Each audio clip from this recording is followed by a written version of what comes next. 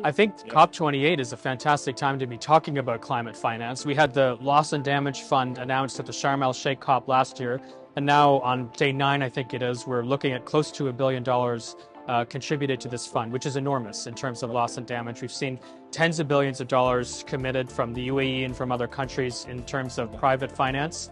But there's 2 points that I try to make in this book chapter, which I was very glad to contribute to. The first aspect of it is that while private finance and blended finance, that they're calling it in some places, is important, it's critical because the public sector is not going to be able to contribute what is necessary. We're talking eventually trillions of dollars a year. But the reality is that the public sector needs to be the first mover. The public sector needs to be there to de-risk investment in often quite risky environments in countries that are not always capable of almost digesting significant amounts of investment from the private sector. And so the public sector has to move first, and then the private sector, I think, will move in very, very quickly when those opportunities become more apparent.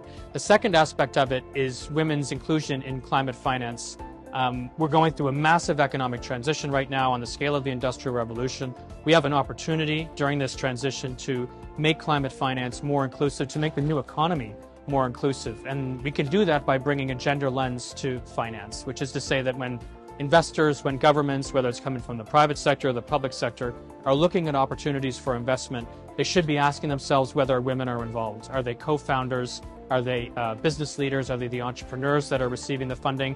And very much down on the small and local scale, what we see in terms of the statistics is that there's always greater value for money when women are the recipients, especially in vulnerable and climate-affected regions. I mean, when women are the purse holders, you can always guarantee that the money is going as far as it possibly can.